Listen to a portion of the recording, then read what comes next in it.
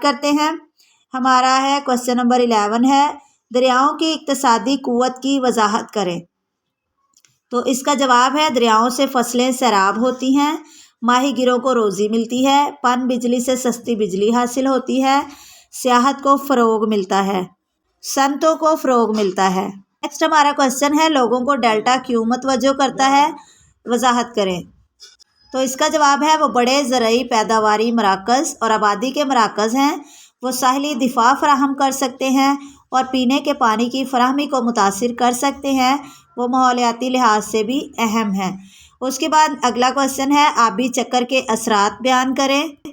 یہ ارد گرد کے درجہ حرارت کو برقرار رکھتا ہے، موسم کو تبدیل کرتا ہے اور بارش کا سبب بنتا ہے، پتھروں کو مٹی میں تبدیل کرنے میں مدد دیتا ہے، اہم معدنیات کو کروں میں گردش کرواتا ہے، زمین پر موجود بہت سی جغرافیائی خصوصیات بھی بناتا ہے جیسے کہ پہاڑوں پر برفانی تودے، دریا، وادیاں اور جھیلیں وغیرہ۔ نیکسٹ ہمارا کوشچن ہے جھیلیں کیوں اہم ہے، وضاحت کریں۔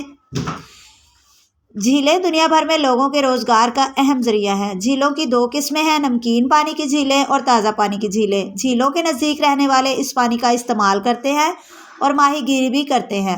کھیتی کرنے والے اپنے کھیتوں کو سیراب بھی کرتے ہیں اور اپنی زرعی پیداوار بڑھانے کے لیے جھیل کے پانی کا استعمال کرتے ہیں۔ اگلا ہمارا سوال ہے قرون وسطیٰ کے تعلیمی نظام کا جائزہ لیں۔ تو اس کا جواب ہے چرچ کے زیر انتظام کچھ اسکول تھے جہاں طلبہ کو لاطینی پڑھنا اور لکھنا سکھایا گیا، کچھ بچے اپرینٹشپ اور گلڈ سسٹم کے ذریعے ہنر سیکھتے تھے۔ قرون وسطیٰ میں بہت کم لوگ اسکول جاتے تھے، امیر بچے اکثر ٹیوٹرز کے ذریعے سیکھتے تھے۔ پہلی یونیورسٹیاں بھی قرون وسطیٰ کے دوران شروع ہوئیں۔ یونیورسٹی کے طلبہ پڑھنا لکھنا، فلکیات، ریاضی اور موسیقی وغیرہ سمیت بہت سے مضامین پڑھتے تھے۔ نیکسٹ ہمارا کوشچن ہے قرون وسطیٰ میں ہونے والی اہم ایجادات بیان کریں۔ تو اس میں یہ جو قرون وسطیٰ کے زمانے میں بہت سی اہم ایجادات کی گئیں جیسے چرخہ کا پہیہ، کتب نما، چھاپا خانہ، چشمہ، بارود، ٹائیڈل مل۔ یہ ہمارا اگلا ورژن سٹارٹ ہو گیا ہے، لیکن اس سے پہلے میری آپ سے ریکویسٹ ہے اگر آپ میرے چینل پہ نئے ہیں تو میرے چینل کو سبسکرائب ضرور کرنا ہے اور بیل آئیکن کے بٹن کو آل پہ سلیکٹ کر دیں تاکہ میری ویڈیوز آپ تک پہنچتی رہیں۔ اور ویڈیو پسند آئے تو اس کو لائک بھی ضرور کیا کریں۔ تو چلے بڑھتے ہیں اگلے اپنے کوشچن کی طرف۔ کسی ملک کی معاشی ترقی میں دریا کی اہمیت بیان کریں۔ تو اس کا جواب ہے نمبر 1 دریا پن بجلی پیدا کرنے میں مدد کرتے ہیں، یہ مٹی کی زرخیزی کو بڑھاتے ہیں۔ دریا آبپاشی کے لیے پانی فراہم کرتے ہیں۔ دریا سیاحت کے لیے بہترین مقامات ہیں، وہ مختلف گھریلو استعمال کے لیے پانی مہیا کرتے ہیں۔ نیکسٹ ہمارا کوشچن ہے زمین پر پانی کے منبع کے طور پر ایکویفرز کی وضاحت کریں۔ ایکویفرز زمین کی سطح کے نیچے پائے جانے والے پانی کے ذرائع ہیں۔ یہ پانی زیر زمین موجود مسامدار پتھروں میں موجود ہوتا ہے۔ ایک اندازے کے مطابق 30% دنیا کا پانی زیر زمین پایا جاتا ہے۔ زیر زمین آبی ذخائر میں پانی قدرتی چشموں کے ذریعے سطح پر آ سکتا ہے۔ بعض صورتوں میں پانی کو خصوصی آلات کے ذریعے سطح پر پمپ کیا جاتا ہے۔ ایکویفرز خاص طور پر بارانی علاقوں کے لیے پانی کے اہم ذرائع ہیں۔ ایکویفرز آبپاشی، صنعتی استعمال اور گھریلو ضروریات کے لیے پانی فراہم کرتے ہیں۔ نیکسٹ ہمارا کوشچن ہے انسانی زندگی اور آبی چکر کے مابین تعلق کی وضاحت کریں۔ تو اس کا آنسر ہے یہ ارد گرد کے درجہ حرارت کو کنٹرول کرتا ہے، یہ موسم بدلتا ہے اور بارش لاتا ہے، یہ پتھروں کو مٹی میں تبدیل کرنے میں مدد کرتا ہے، یہ اہم معدنیات کو دائروں کے ذریعے گردش کرتا ہے، یہ زمین پر موجود بہت سی جغرافیائی خصوصیات بھی تخلیق کرتا ہے۔ اگلا کوشچن ہے پانی کے چکر کی 3 ابتدائی خصوصیات پر تفصیل سے بحث کریں۔ تو اس کا جواب ہے عمل تبخیر پانی کے چکر کا عمل بخارات سے شروع ہوتا ہے۔ یہ وہ عمل ہے جہاں سطح پر پانی آبی بخارات میں بدل جاتا ہے۔ پانی سورج سے گرمی کی توانائی جذب کر کے بخارات میں بدل جاتا ہے۔ آبی اجسام جیسے سمندر، جھیلیں اور دریا وغیرہ بخارات کا بنیادی ذریعہ ہے۔ عمل تکثیف جب بخارات زیادہ اونچائی پر پہنچتے ہیں تو ان کا درجہ حرارت کم ہو جاتا ہے اور بخارات قطروں میں تبدیل ہو جاتے ہیں۔ اس تبدیلی کو سنکشی کہتے ہیں، یعنی کنڈنسیشن کا عمل، پانی کا بخارات میں تبدیل ہونا۔ اس کے بعد ہے عمل تصعید، یہ وہ عمل ہے جہاں برف مائع پانی میں بدلے بغیر براہ راست پانی کے بخارات میں تبدیل ہو جاتی ہے، یا بخارات مائع میں بدلے بغیر براہ راست برف میں تبدیل ہو جاتے ہیں۔ نیکسٹ ہمارا کویشچن ہے، قرون وسطیٰ کے دور میں بادشاہ کی کونسل کا کردار واضح کریں۔ تو اس کا جواب ہے کنگز کورٹ ایک اصطلاح تھی جو کنگ کونسل اور روزمرہ کی زندگی کو بیان کرتی تھی۔ بادشاہ جہاں بھی جاتا دربار اس کے ساتھ سفر کرتا۔ بادشاہ کو اپنے دربار کے حکیموں سے مشورہ لینا چاہیے تھا، جس میں رشتہ دار، رب اور کلیسا کے ارکان وغیرہ شامل ہوں گے۔ زیادہ تر بادشاہوں نے دربار لگا کر فیصلے کیے تھے۔ وہ لوگوں کی شکایات اور مسائل سنتے تھے، وہ اپنی کونسل کی مدد سے فیصلے کیا کرتے تھے۔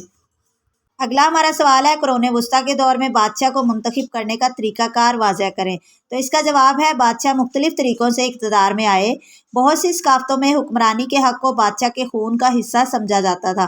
جب کوئی بادشاہ مر جاتا تو اس کا بڑا بیٹا بادشاہ بن جاتا، اسے موروثی جانشینی کہتے ہیں۔ اگر بادشاہ کا بڑا بیٹا نہ ہو تو اس کے بھائی یا کسی دوسرے مرد رشتہ دار کو بادشاہ مقرر کیا جا سکتا ہے۔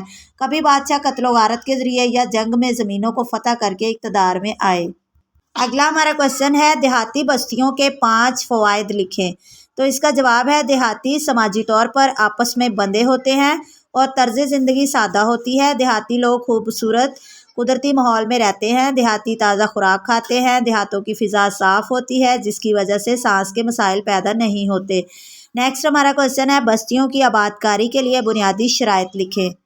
تو اس کی بنیادی شرائط ہے، نمبر 1 ہے پانی دستیاب ہو، تعمیراتی مواد آسانی سے دستیاب ہو، موسم سے بچاؤ کا مناسب انتظام ہو، علاقے کی فضا معتدل ہو، دفاع اور بچاؤ کے انتظامات ہوں، پل بنے ہوئے ہوں، ڈھلوان والے علاقے نہ ہوں۔ اگلا کویشچن ہے، روم میں عیسائیت کیسے پروان چڑھی، وضاحت کریں۔ قرون وسطیٰ کا آغاز اس وقت ہوا جب جرمن قبائل شمالی یورپ کے لوگوں نے رومی سلطنت کے مغربی حصے پر حملہ کیا۔ حملہ آوروں نے بھی بالآخر عیسائیت اختیار کر لی، جو رومی سلطنت کا غالب مذہب بن چکا تھا۔ پوپ عیسائی چرچ کے سربراہ تھے، وہ اور چرچ کے دوسرے رہنما بہت طاقتور ہو گئے۔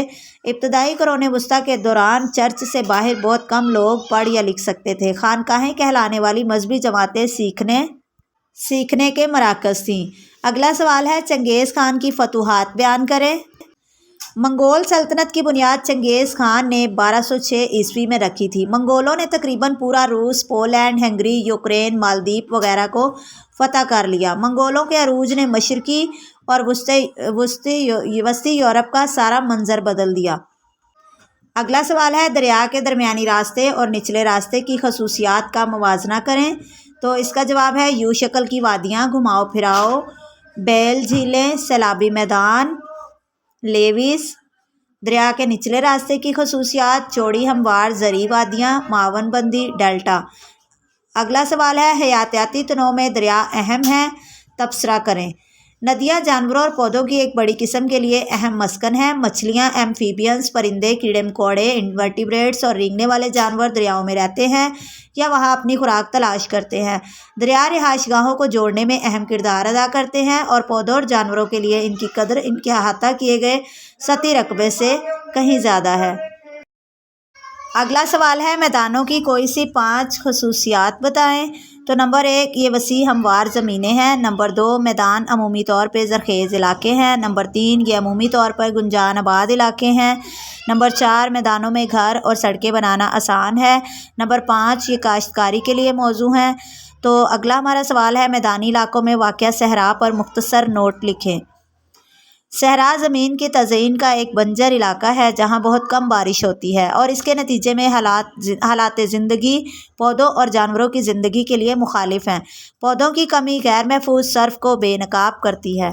اگلا سوال ہے، شہری آبادی کی خصوصیات تحریر کریں۔ نمبر 1، یہ سائز میں بڑی ہوتی ہیں، ان کی آبادی زیادہ ہوتی ہے۔ نمبر 2، شہروں میں زیادہ تر لوگ خدمات، صنعت اور تجارت کے پیشے سے منسلک ہوتے ہیں۔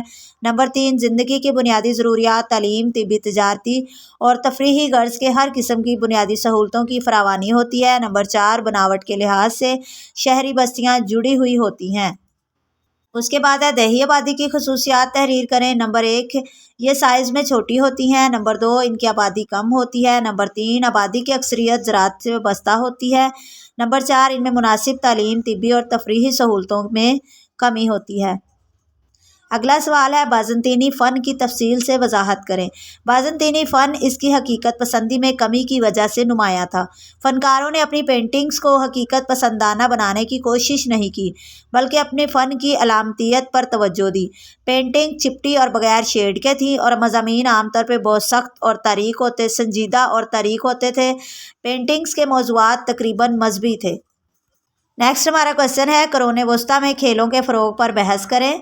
تو اس کا جواب ہے قرون وسطیٰ کے کھیلوں کو زندگی میں مزید رنگ دینے کے لیے تخلیق کیا گیا۔ کئی بیرونی کھیل کھیلے گئے۔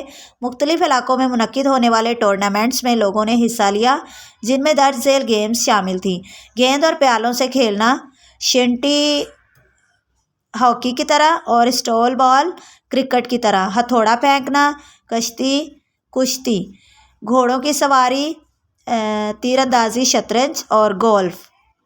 سو ڈیئر اسٹوڈنٹ، آپ کے اس پیپر میں اتنے کویسچن آئیں گے، ان کو اچھے سے یاد کر لیں اور ویڈیو پسند آئے تو اپنے دوستوں کے ساتھ، کلاس فیلوز کے ساتھ شیئر ضرور کیا کریں۔ ملتے ہیں نیکسٹ ویڈیو میں، تب تک کے لیے اللہ حافظ۔